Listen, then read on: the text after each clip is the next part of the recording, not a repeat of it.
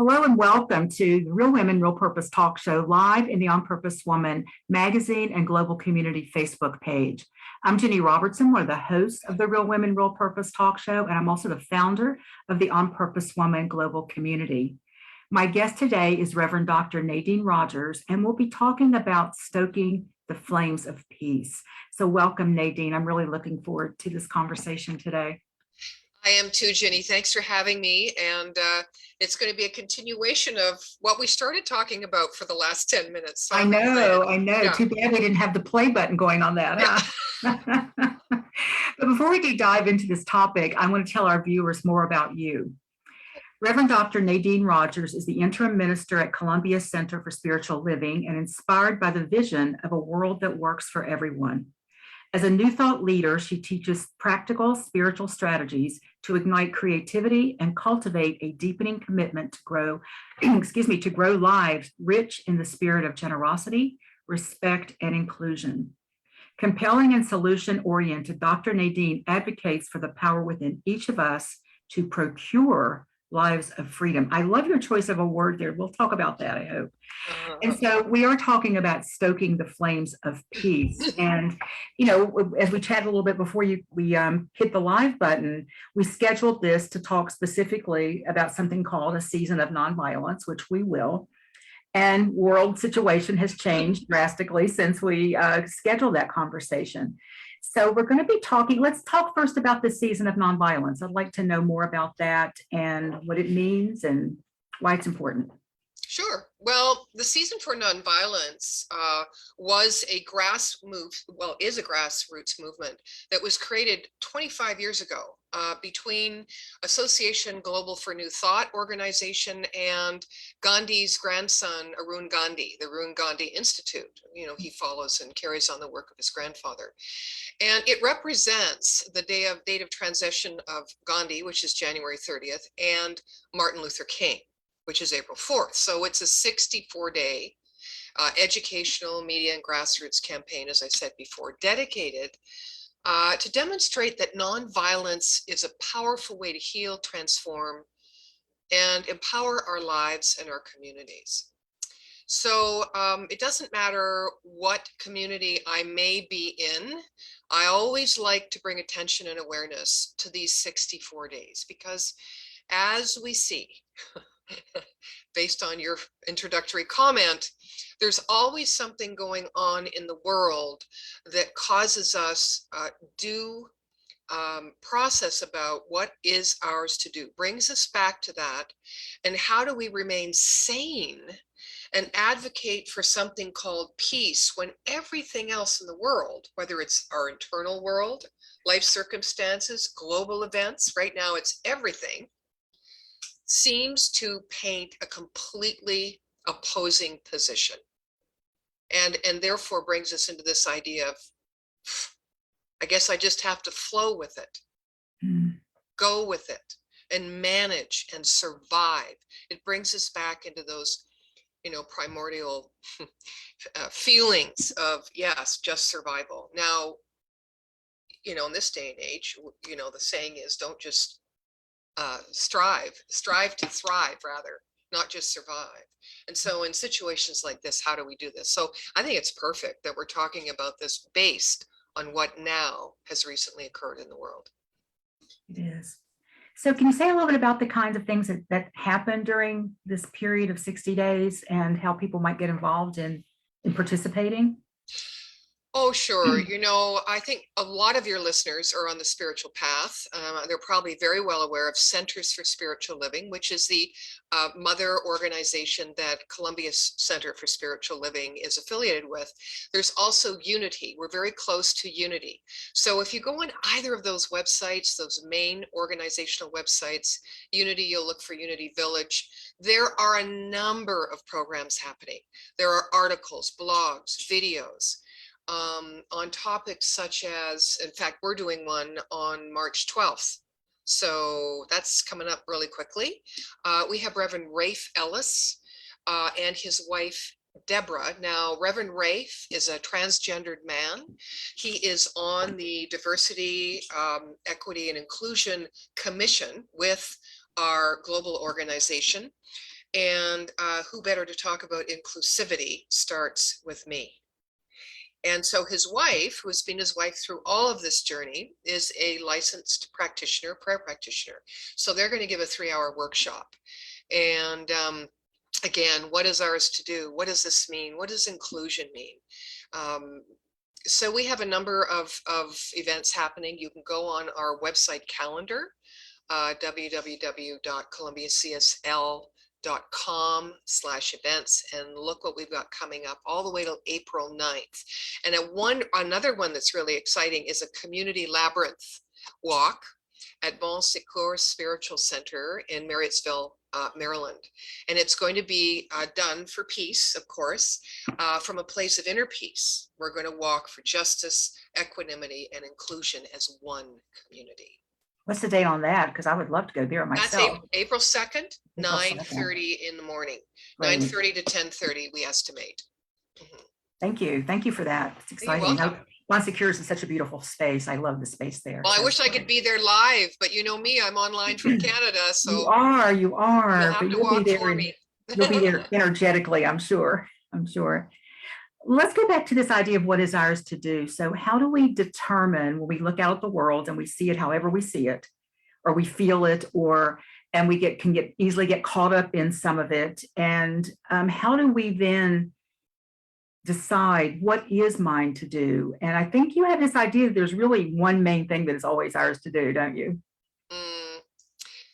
Well, the one main thing to do for me, and I will talk about me, and it also expands into the principles, spiritual universal law, which many of your listeners again are familiar with and probably work with very well, and practices, spiritual practices.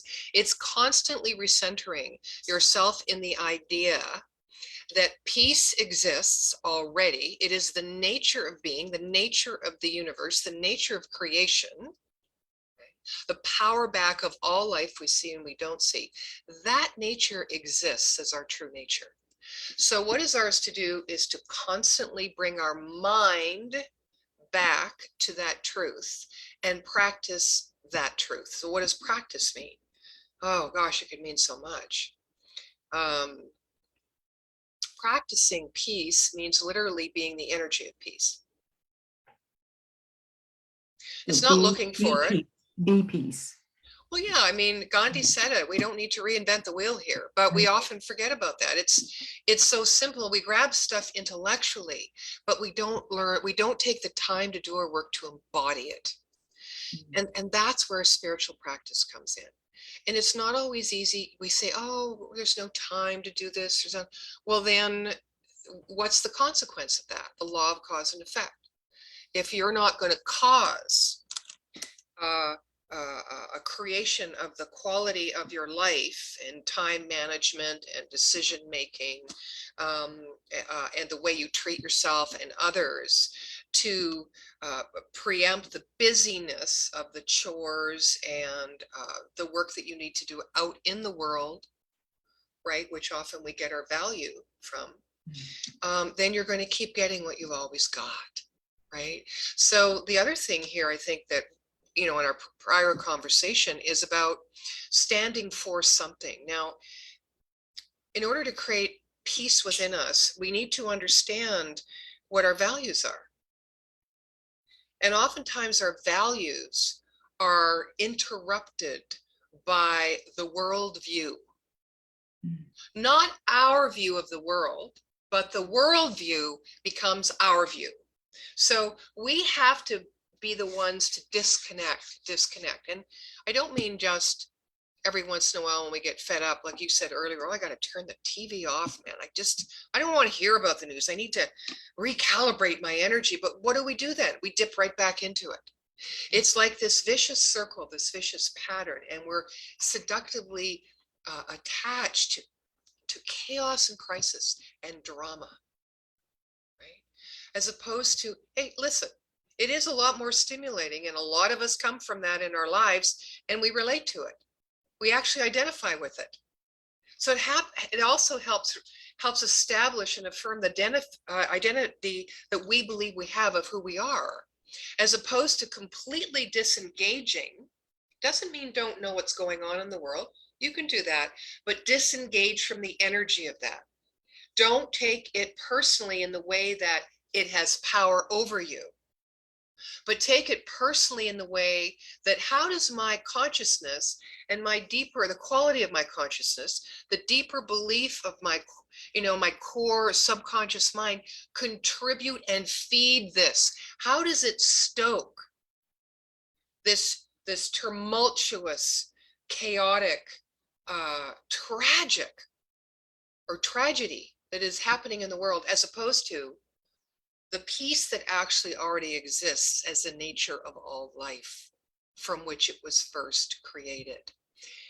So we've got to start here. This is too big out here. It's too big. So there are many ways we have to look and be aware of how we're contributing to fuel that, to fuel the crisis, the chaos, the greed, the power, the inhumanity demand. But we also have to look at it in respect to how do we do that within our own life? How do we do that? Think of our own self and make those shifts first, baby steps, self-compassion, grace, time. Time is on our side. Stand for and advocate that peace exists. Not that we have to find it somewhere when other things and outer world conditions change. It exists now.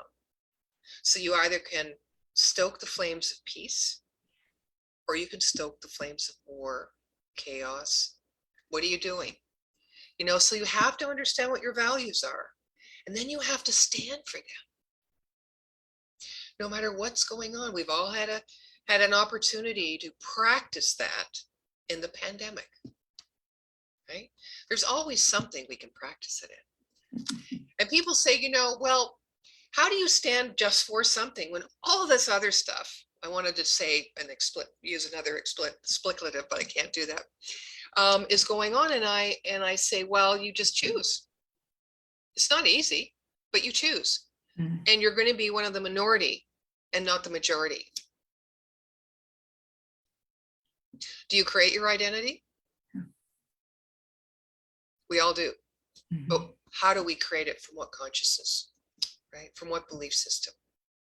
The masses or the truth of our own unique individualization of that which is back of all creation, which we have many names for. So to stand for something, you can't be against anything. Now there's the tricky part. It means that you have to, yes, be aware of what's going on in the world.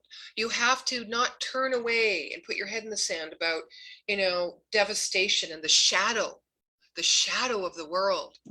The shadow of the world comes up to be revealed and healed by the light within its own actual nature. Right. And so if we turn away from that in the world, we're probably turning away from that within ourselves. There's many aspects of ourselves we do not accept. So how do we deal with it? Maybe you want to have a practice of radical acceptance. Look at all aspects of yourself and love them equally. And let your judgments in your own mind dissolve the power in their presence that you've given them. It's about self-integration. It's about the integration of our humanity and our divinity, instead of having them as two separate things. So we have to have space enough within ourselves to be able to hold everything that's going on and embrace it and still call it peace in this situation. Still see the peace, because what we focus on, everyone knows this, we attract more of. So it all starts here. And for some, that's the good news and the not so good news, right? Listen, I've been in this spiritual work doing, in communities and teaching, and I'll tell you the spiritual classes are not that full. Yeah. While you were talking, go ahead. No, I was just going to say, and that's just a testament to what we're saying. It is not easy. You have to do your work. The time of living in a codependent relationship with powers outside of us, I think, that's if we want to really be a democratic society, you know, and stand for the people, then we have to stand and take responsibility for ourselves and learn that we are living in a sacred interdependence. That's the true nature of life, as opposed to a power enforced, right? Mhm. Um, imbalanced world, and system. So Yeah. we have to become self-reliant and self-responsible. And that's work. It's changing up your whole identity, Mhm. right? And so it's not easy. Yeah. But you got a choice. We all have a choice. That's the good news. Yes, yes.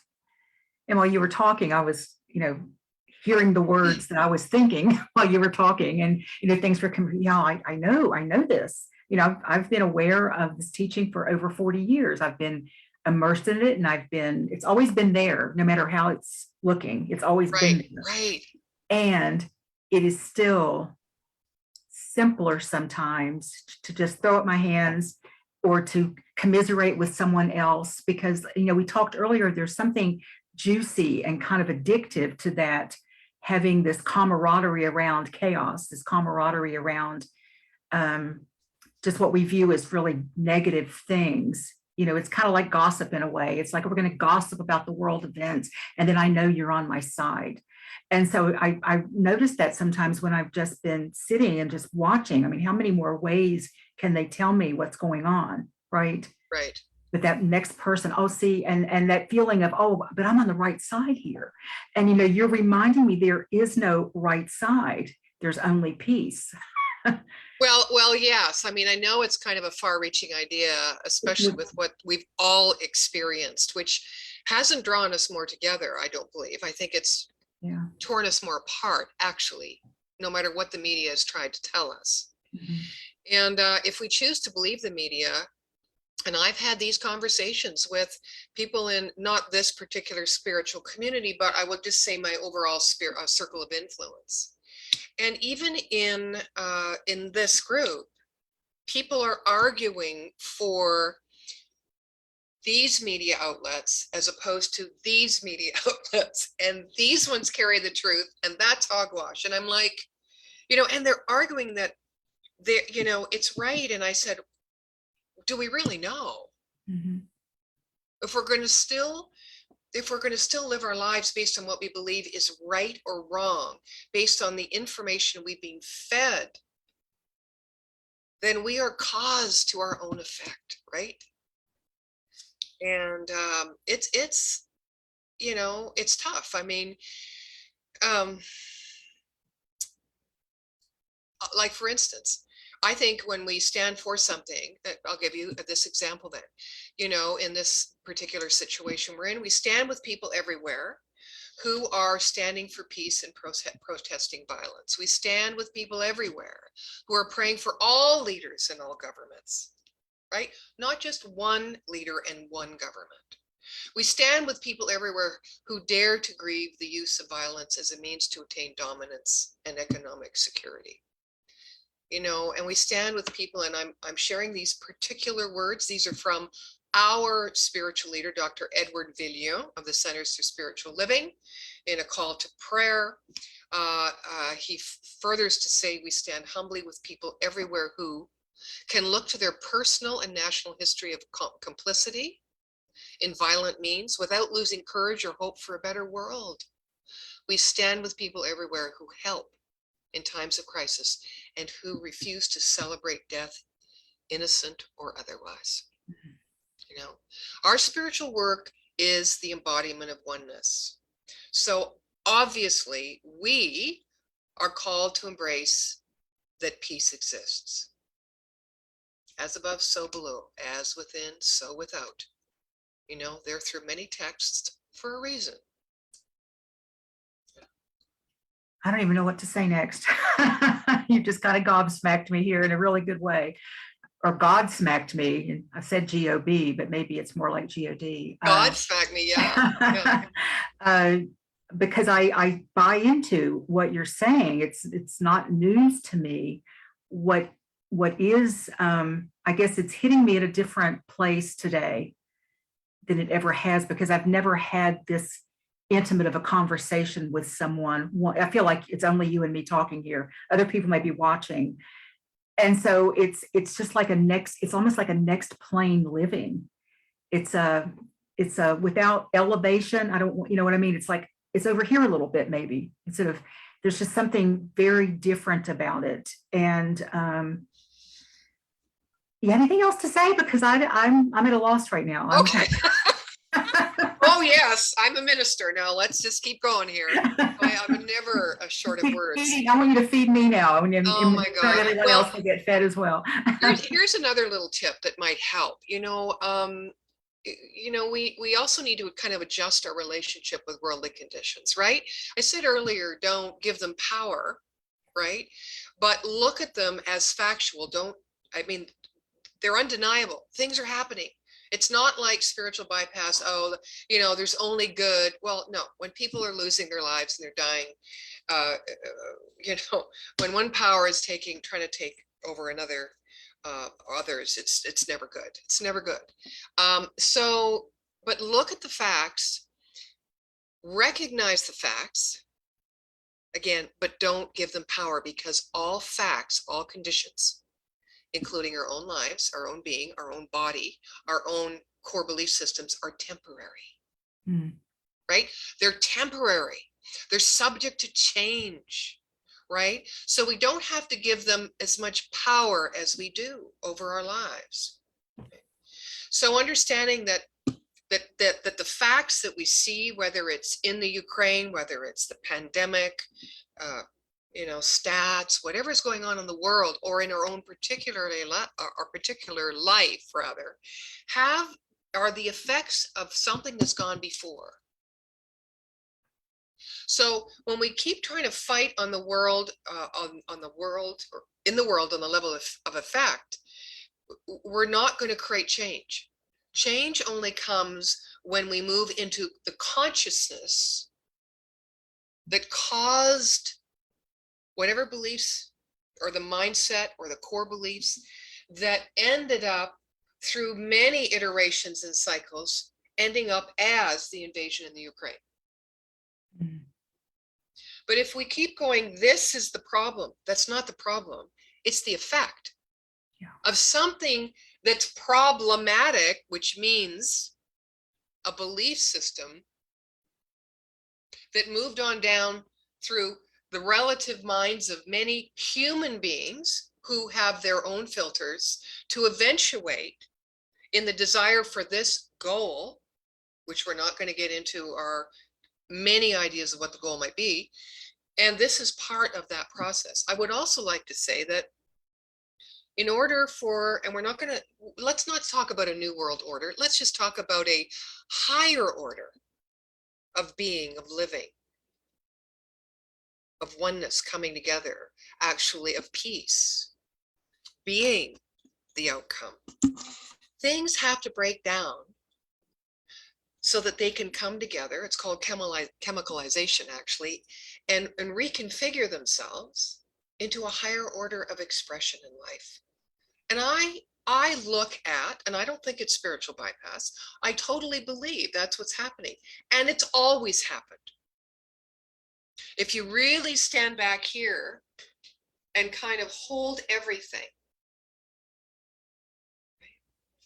why do we give and focus in on the drama or the shadow and give it power, and then allow ourselves to affirm the need to protect ourselves, safety, survive, forget about thriving, just exist, hoard the toilet paper, hoard the cans of food. I mean, as I said to you before the I'm so excited about this. The interview started last week. I was going to pull all my money out of the bank, and I went, Nadene, what are you doing? Now, is it a bad idea to consider? No. But consider it from a place of not fear. Right? Don't be fearful and don't act and react. See, that was a reaction. Okay, how do I protect myself? It's our survival, right?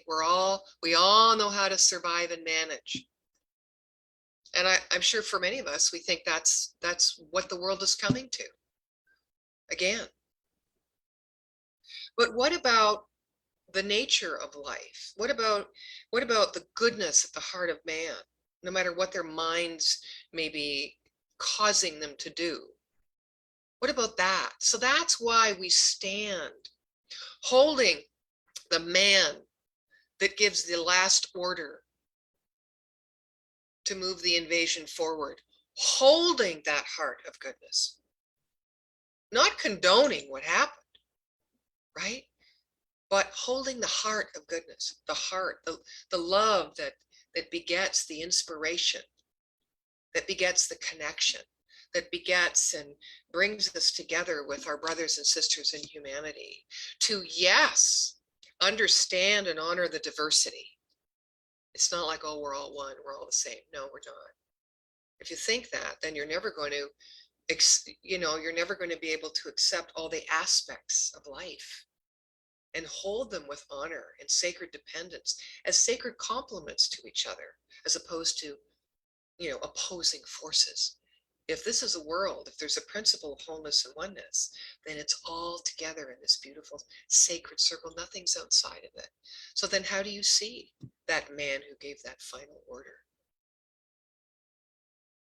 However you choose to hold that man, that choice is going to be active somewhere within yourself. So again, the work begins here. But being for something and being against nothing really means you've got to embrace it all and then choose what you give power to. And know that the power is not something that you put to the outside. That's not where your focus is. The power is something that you connect to and build and hone and embrace and massage, that you were born with on the inside. And when you start coming together like this, in peace, in the center, in your mind and heart together, you will know what is yours to do out there. Let your actions out there be informed by your work in here. And I don't know that I have much more to say than that. Well, I do have a question now. Absolutely, go for it. Where does grief enter into all of this? Because I don't think you're saying you're saying we do acknowledge, we know, we just don't see it as, we don't, see, I've lost it again. Give it power. Give it power over yes. us as the truth.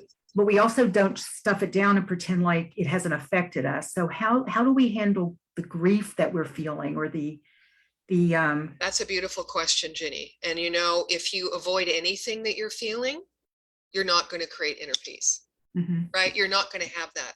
You've got to be able to express all things. So grief,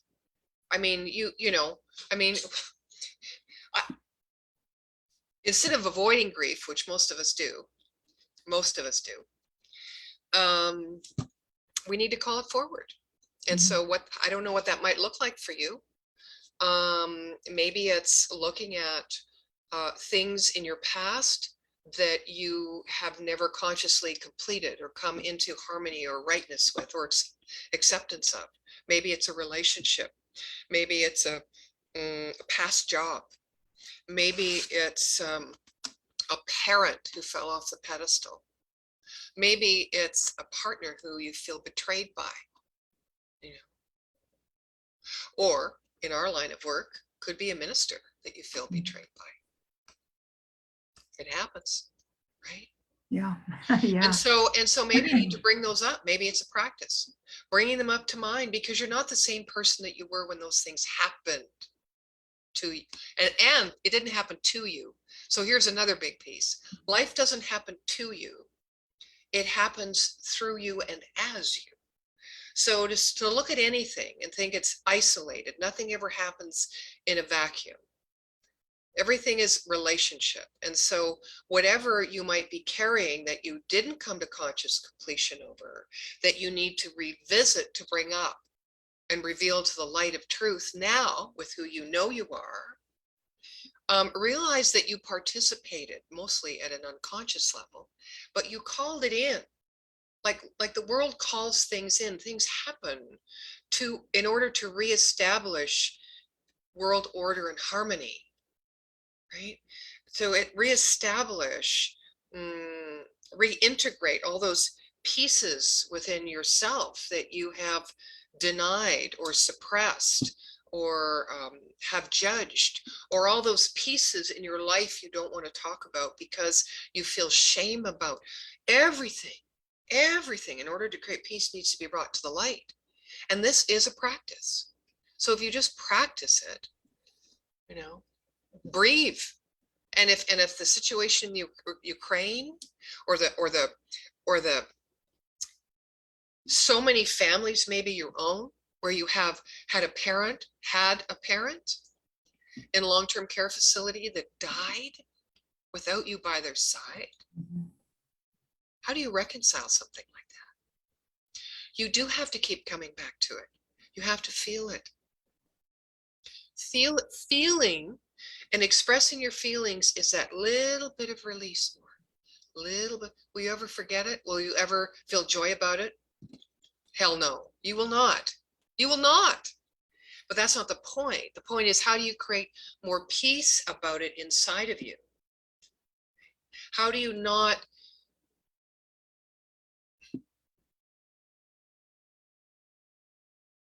how do you keep reinforcing the mind-body connection? Mind, body, heart connection, as a clear, open channel. Yeah. And it's sensitive work and it's vulnerable work. Yeah. And that's a whole other topic. It is. And so you can, I'll say me, I can sit with the grief I may be feeling about the images I've seen of Ukrainian people fleeing their homes. You're not saying don't acknowledge that because it's there. You're not saying, okay, just go back into that practice, Ginny, and do that other stuff, be peace, all of that. We have to acknowledge that first. And to the extent that we haven't healed past grief, we're probably going to feel this grief in a bigger way. Is that true? Do you think? Oh yeah, that's very true. Yeah, you can't get to peace except through grief. Right. Ooh. You can't get to peace, only through all the feels. And by allowing yourself to take it in, feel it, and then you've got to tell yourself the truth about it. And what is that truth? Well, I think the truth is different for many people, but that whatever is going on outside of me is going on inside of me. And as within, so without, to some greater or lesser degree, to some greater or lesser degree of awareness of it. And that the work that we do in here to shift not only the experience of peace, we've got to shift our consciousness and our belief about who we are, our perception of the world, our perception of where power is, our perception on, my gosh, what's the purpose of life? My perception on who am I? I mean, there's a lot of topics there. So you can see that this is a lifelong pursuit. Yeah. But it's what brings us balance. It's the door through to be able to lift ourselves up and help contribute to a world that works for everyone, instead of getting buried in the mire and minutia of the conditions of what's going on out there. So what would I choose? I would choose there's no war, but I know that my way to help contribute to that is to shift and eradicate and reveal from the depths of my own being the darkness into the light, so that I can be a peaceful presence and energy on this planet, so that my light will uplift someone else and their light will uplift someone else. And that's the way it goes. Yeah. And that's what I choose. Me too. I was going to wrap this up by having you give me a final word of wisdom. I think you just did. This seems like a great stopping point. What do you think? Yes, I have one more thing I can say. I was probably just growing right out of what I said. This is a big bite. but I'll leave you with this. Grapple with it. And if it brings up a lot of resistance, good. In this world of ours, there's nothing that needs to be healed or fixed, only something waiting to be revealed through us. And so it is. Yeah. So it is, Jenny. Oh, thank you. Thank you. Thank you so much for this. I needed to hear this today. So thank you. And thank all of you for joining us for the Real Women, Real Purpose talk show, live in the On Purpose Woman magazine and global community Facebook page. If you love this interview, you want to share it, it will be on our YouTube channel in the next 48 hours, as you can go over to the On Purpose Woman global community on YouTube, subscribe and sign up for notifications. You can also share it right from this Facebook page as well if you want. Right now, there are close to 100 inspiring, informative, and fun shows for you to watch on the YouTube channel. We have 7 more conversations lined up for you in March and April. And next Thursday, March 10th, I'll be talking with Laurie Morin, the author of Shiro's Journey, a story-guided adventure, pardon me, to self-discovery and empowerment. And we'll look at the myth of the good girl and other lies the patriarchy taught you. As I've told people, I'm a recovering good girl, so I'm looking forward to that conversation. So thank you all, look at you too. Thank you all again for watching the Real Women, Real Purpose talk show.